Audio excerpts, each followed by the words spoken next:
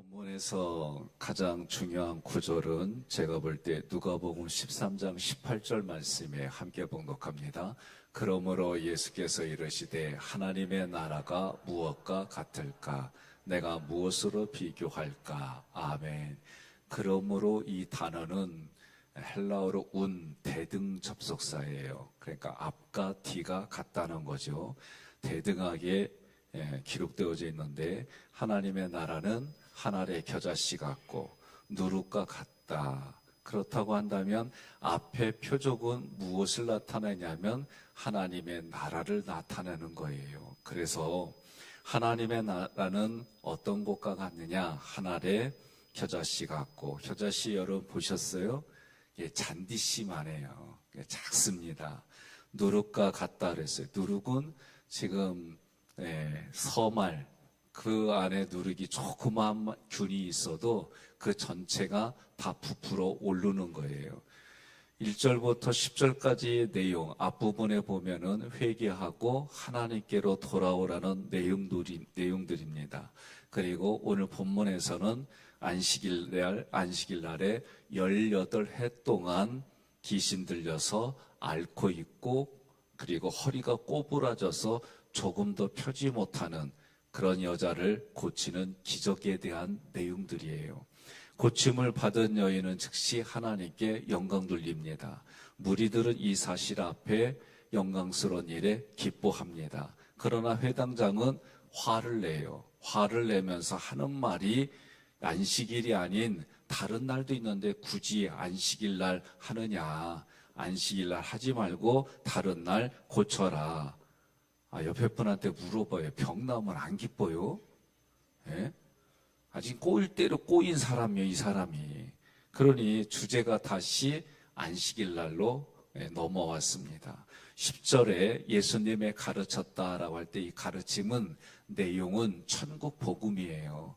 다른 구절들을 보게 되면 예수님이 하신 말씀은 다 천국 복음이에요. 예수님이 가르치다 할 때 이 가르치다는 단어는 복음을 받아들이라고 예수님께서 계속해서 반복적으로 손을 뻗는 거예요. 이런 뜻이 있습니다. 그러니 손을 뻗으면 어떻게 하면 돼요? 우리는 그 손 잡으면 돼요. 동의하십니까? 그러니 가르친다는 얘기는, 아니 배운다는 얘기는 같은 의미예요. 내가 배워서 가르치는 거예요. 기적이 일어나는 모든 과정을 보면 예수님이 먼저 에이도라는 단어를 봐요. 그 단어는 우리 내면의 영적인 부분까지 꿰뚫어 보신다, 그렇게 해석하면 돼요. 그래서 예수님이 먼저 자신의 손을 우리에게 뻗어서, 그러면 내가 반응은 내가 손을 뻗어서 잡는 거예요. 그런데도 그것도 가만히 보면 대부분 수동으로 돼 있어요. 다시 말하면 내가 손을 뻗어서 잡는 것도 하나님이 은혜를 부어주셔서 그렇게 하도록, 반응을 그렇게 하도록 하나님이 이끄신다. 동의하십니까? 그럼 어떤 사람들은 꼭 질문하기를, 그럼 내가 로봇이냐? 그런 관점과 개념은 아닙니다. 자, 예수님이 먼저 그렇게 가르친다. 다른 뜻으로 보면 계속해서 반복해서 손을 뻗치는 모양인데, 이거는 주일마다 여러분들이 이 하객교에서 예배를 드릴 때에 말씀을 통해서 그렇게 흘러가는 거예요. 그러면 우리는 어떻게 해요? 하나님이 공의와 사랑을 우리에게 부어주시면 우리는 그 공의와 사랑 앞에 진리로 대답하는 거예요.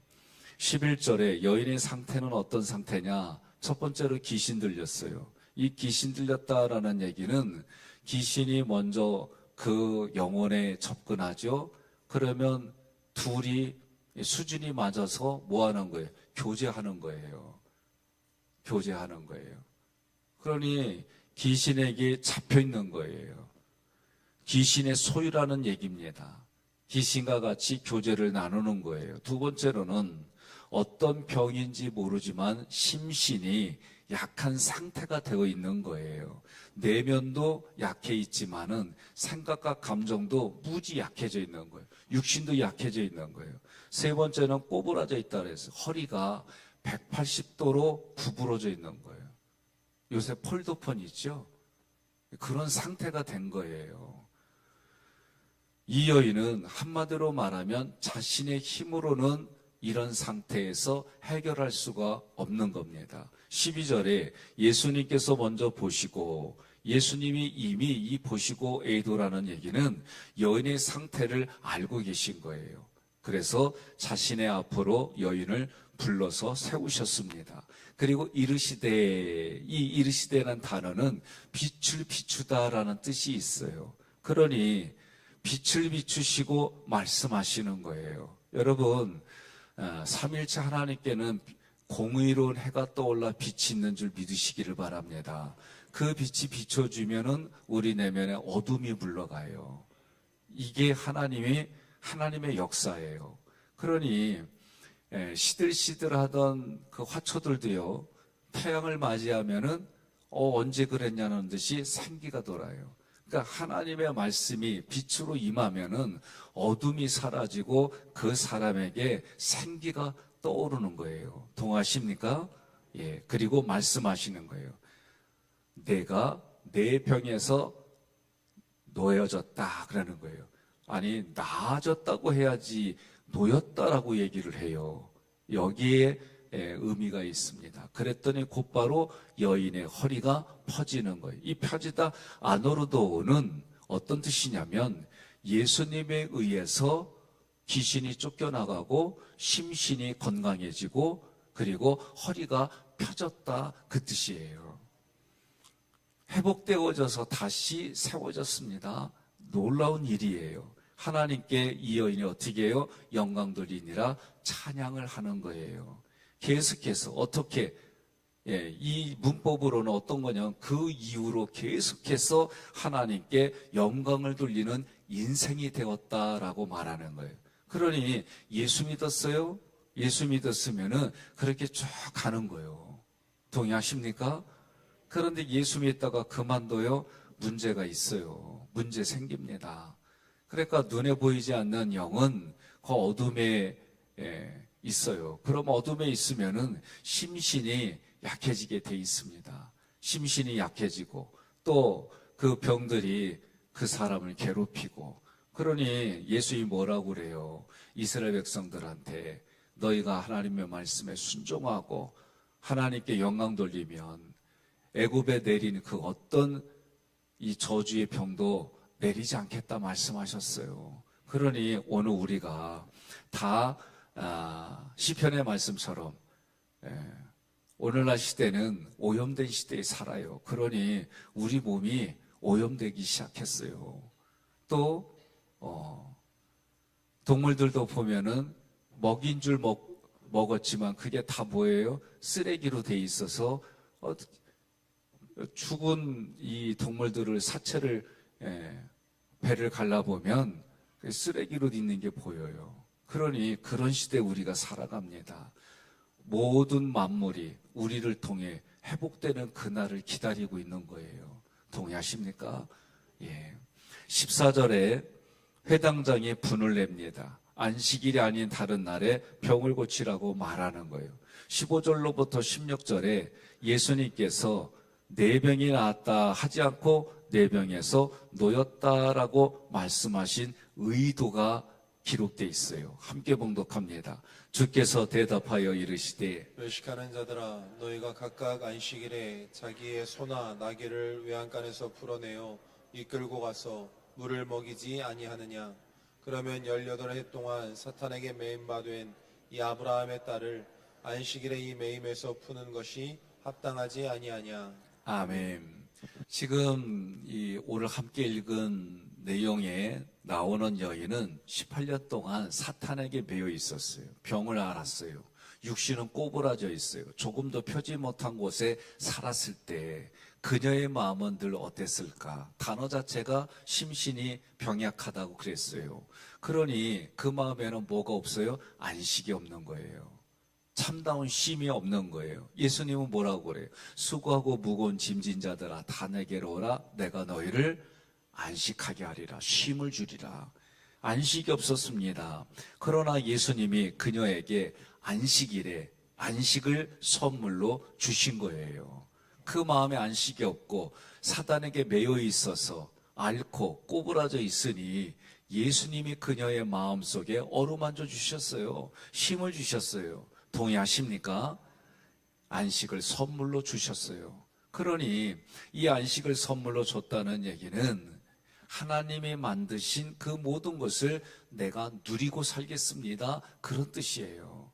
그러니 오늘도 예수가 그에게 뭐예요? 그리스도가 됐다는 그런 말씀이 되는 거예요. 그러나 회당장의 실상은 하나님의 의도대로 말씀을 보지 못했어요. 그리스도 예수가 앞에 있지만 그리스도로 보지 못했어요. 하나님의 말씀이 왜곡되어졌어요. 그러니 지금 예수님을 볼 때 모든 게 다 왜곡되어 있고 꼬부라져 있는 거예요. 그 마음에 하나님의 말씀이 펼쳐지지 않았어요. 그러니 회당장이 율법 아래 매여서 꼬부라지고 조금 더 펴지 못하는 영의 불구자다라고 가르쳐 주시는 거예요. 예수님께서 여인을 누구로 부르냐면 아브라함의 딸로 불러요. 그러면 이것은 어떤 뜻이냐? 아브라함에게 하나님이 약속해 주셨어요. 뭘 약속해 주셨느냐? 내 자손으로 말미암아 천하 만민이 뭘 얻으리라? 구원을 얻으리라. 이 메시아 언약이에요. 그러니 지금 이 여인 앞에 나와 있는 분은 누구냐? 메시아이다. 다른 말로 말하면 신약으로는 그리스도이다. 우리 편하게 얘기를 하면 나의 주인이다 라고 말하는 거예요. 그러니까 아브라함의 딸이라고 부른 것은 하나님이 아브라함에게 맺은 언약이 아브라함의 자손에게까지 이게 효력이 발생하는 거예요. 그러니 이 여인은요, 지금 이런 상태 속에서 하나님과 단절된 삶을 살았어요. 그 마음에 안식이 없어요. 어디 있든지 그 마음은 어둡고 힘들고 고통스러운 그런 자리예요. 그런데도 예수님이 오셔서 뭐라고 얘기를 해요? 하나님과 언약을 맺은 언약 백성이다. 그게 아브라함의 딸이라는 뜻이에요. 너에게 주님은 그 예언대로 지금 너의 앞에 있는 예언의 성취자로 오신 그리스도가 내 앞에 있다라고 말씀해 주시는 거예요. 갈라디아 3장 29절을 함께 봉독합니다. 너희가 그리스도의 것이면 곧 아브라함의 자손이요 약속대로 유업을 이을 자니라. 아멘. 여러분과 제가 누구의 것이요? 그리스도의 것이에요. 그러니 오늘 우리에게도 이 말씀이 해당되는 거예요. 우리는 누구의 자손이요? 아브라함의 자손이요. 그 얘기는 하나님의 아브라함에게 약속하신 일들이 성취자로 오신 예수가 우리에게 그리스도다, 그런 뜻이에요. 그러니 그 약속대로 여러분과 제가 유업을 이을 상속자로 이 땅을 살아가는 거예요. 영의 세계니까 눈에 보이지 않으니까 때로는 이 말씀이 와닿지 않을 수도 있어요. 그러나 여러분, 저도 저희 집에서 삼남매인데 상속자예요. 저도. 근데 제가 목회 나올 때에 뭐 이런 게 필요해? 니네들 그냥 가져라. 진짜 모를 때 얘기한 것 같아. 그랬어요, 제가. 그러고 나서 결혼하고 나서 돈이 진짜 필요하더라고. 예? 그래서 아버지한테 좀 달라고 그럴까? 그럼 아내가 뭐라 그러냐면 남아일은 중천금이라는데 목사가 두 말 하냐고. 아유, 진짜 옆했네요. 옆에 사람 편이요. 그냥 그러려니 그냥 했어요. 예, 제 기억 속에서도 막내 동생한테 네가 다 가져라, 형 거까지. 그러면 형 건 형이 가져. 뭘 그런 게 필요? 우리 진짜 그렇게 얘기를 했어요. 그러면 여동생이 가만히 듣다가 그럼 내가 둘 다 가질게 그랬어요. 농담 삼아. 아버지가 지금도 저희들에게 공평하게 나눠주겠다 그렇게 말씀해요. 근데 때로는 물질이 필요할 때는 그거 먼저 주시면 안 되나? 이 돌탕처럼 그 생각이 들 때가 있어요. 근데 곰곰이 생각해보면 진짜 우리 삼남매가 그렇게 얘기해요. 부모님 쓰실 때가 편히 쓰시다가 가세요. 그거 움켜잡으면 뭐 하세요? 물론 돈을 이렇게 가지고 그게 아니라 논농사지고 반농사지는데 이제 연세들이 드셨으니 그거 팔아서 편히 쓰시다 가세요. 그거 나눠줘 봐야 무슨 의미가 있슈. 말은 우리가 이렇게 했는데 속까지는 모르겠어요. 예? 예. 그러니 상속자라는 거는 우리가 살 때도 부모님이 유산이 있으면 이런 생각들이 다 가지고 있는데 성경은 하나님의 나라를 상속해 주시겠다는 거예요. 누구에게? 예수 그리스도를 믿는 우리에게. 그러니 그 상속은 하나님의 어마어마한 것들을 우리에게 주신다는데 우리는 늘 그것을 바라보고 기대하고 살아가는 천국의 삶이 아니라 매일매일 현실의 삶에 부대낀다 말이죠. 그러니 오늘도 이 말씀을 통해 우리가 기억할 게 뭐냐? 아브라함에게 언약하신 대로 예수가 우리에게 그리스도로 오셨다. 언약의 성취자로 오신 그리스도를 믿는 사람들은 누구나 누구든지 간에 어느 나라, 어느 민족이든지 간에 예수를 믿는다는 것 그 하나만으로 우리의 영은 모두가 아브라함의 자손으로 하나님이 인정해 주시는 거예요. 아브라함이 누구예요? 믿음의 조상이에요. 그러니 여러분과 저는 믿음의 조상 아브라함의 후손으로 믿음의 사람으로 하나님이 봐주신다는 거 그렇게 믿으시기를 바랍니다. 귀신에서 자유함을 얻었습니다. 육신의 고침을 받았습니다. 마음의 안식을 얻었습니다. 이 연이 하나님께 영광을 돌리는 반면에 회당장은 철저히 율법주의에 사로잡혔습니다. 오히려 영혼이 소생이 되어지고 생명이 살아나는 일에 같이 감사하고 하나님께 영광 돌려야 할 자리에 분을 냅니다. 분을 내고 예수님을 범법자로 취급합니다. 예수님 회당장과 무리들을 향해 뭐라고 그래요? 외식하는 자들이라고 꾸짖으세요. 17절 함께 봉독합니다. 예수께서 이 말씀을 하시매 모든 반대하는 자들은 부끄러워하고 온 무리는 그가 하시는 모든 영광스러운 일을 기뻐하니라. 아멘.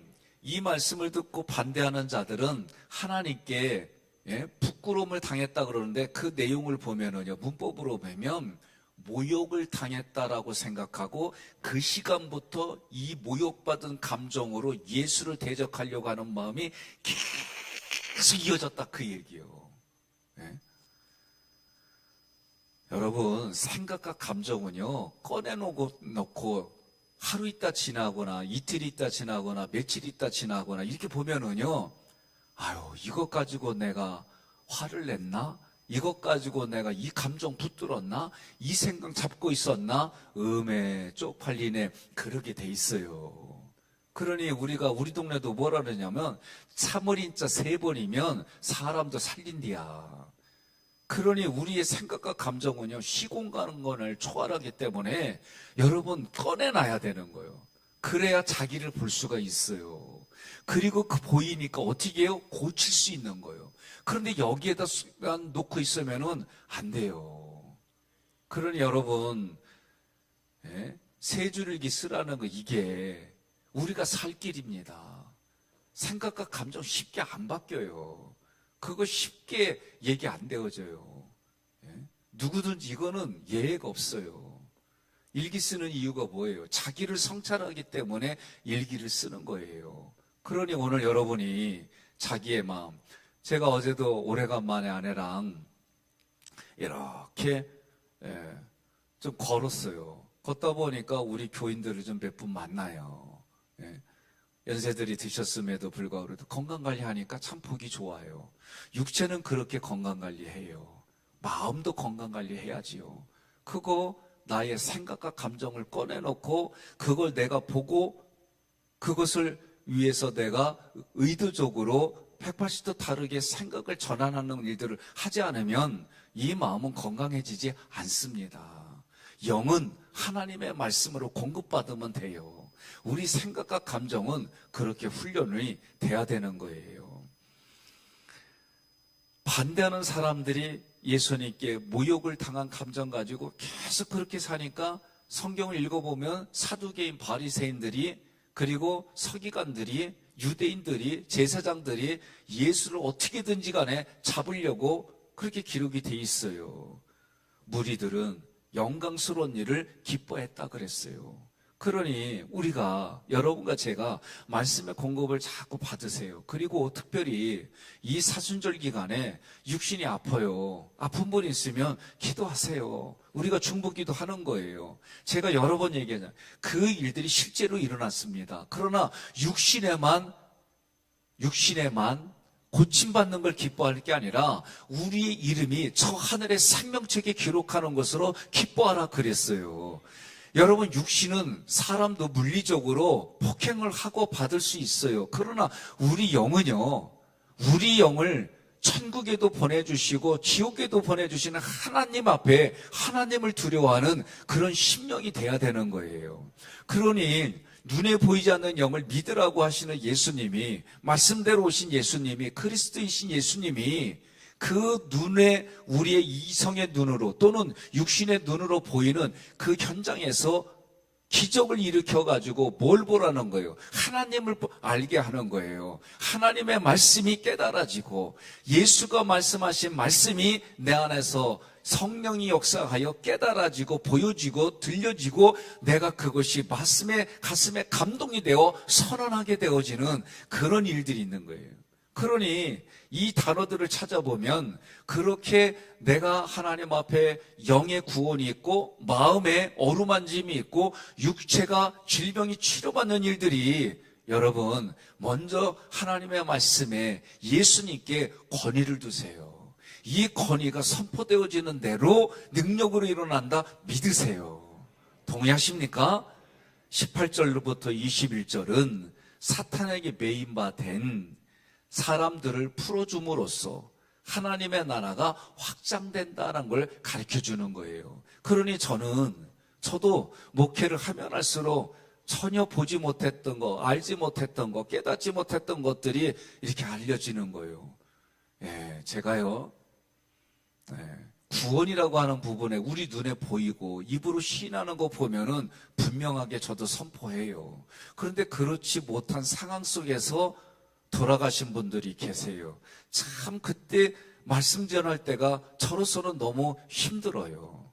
왜? 내 눈에 보이지 못했기 때문에 선언하기가 어려워요. 그리고 나서 신디 제이콥스의 책에 하나님의 말씀을 나의 입에 두었다라는 책이 있어요. 그 책을 읽는데 그거는 그분에게 특별한 은사예요.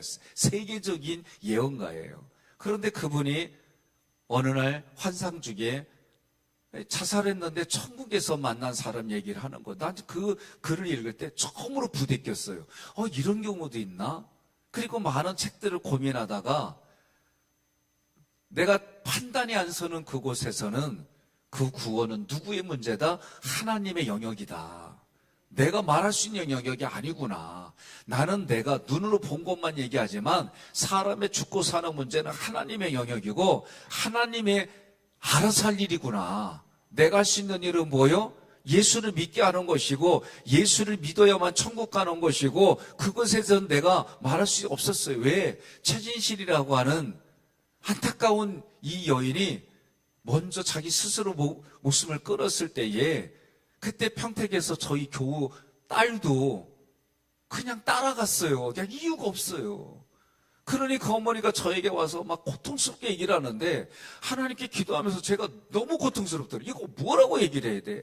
지금까지 들은 얘기는 자살하면 지옥 간다고 그렇게 알고 있었는데 나 그날 정말 힘들었어요. 하나님께 기도하면서. 그러면서 자료들을 찾아보고 연구하면서 그리고 나서 그 이후로는 뭐냐?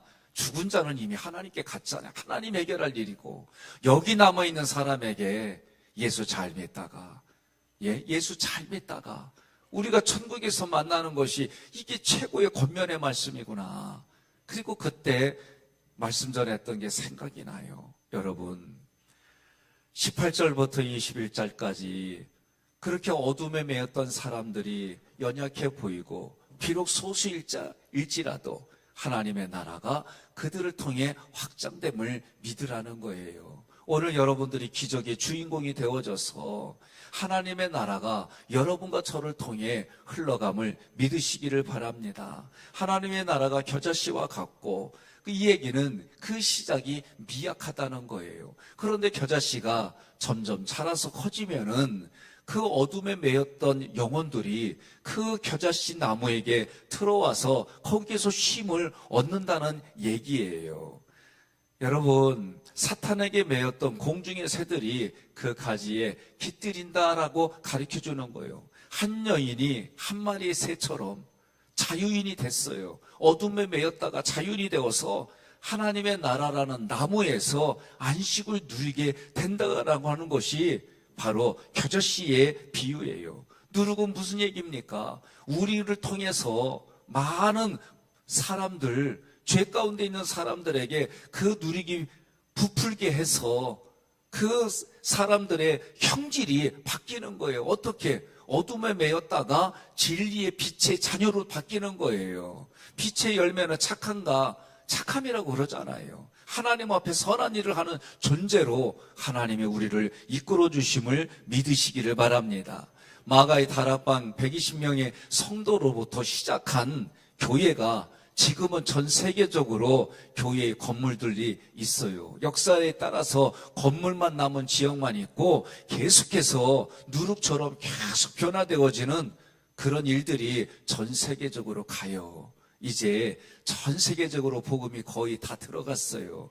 그 복음이 땅 끝까지 이르면 마지막 삶이라고 얘기해 줍니다. 이제 그 나라가 얼마 남지 않았습니다. 하나님의 나라가 지금을 살아가는 우리에게도, 지금의 우리에게도 안식처가 되듯이 이 하깃교회가 많은 불신자들에게 안식처가 되고, 오늘 여러분과 제가 이곳에서 말씀이 내게 들려져서 그 말씀을 가지고 믿지 않는 내 가정의 사람들에게 흘러가고 이웃에게 흘러가서 하나님의 나라 하나의 겨자씨와 같고 누룩과 같은 일들이 오늘 그리고 남은 생애에 우리의 삶에 넘치기를 주님의 이름으로 권면하며 축복합니다.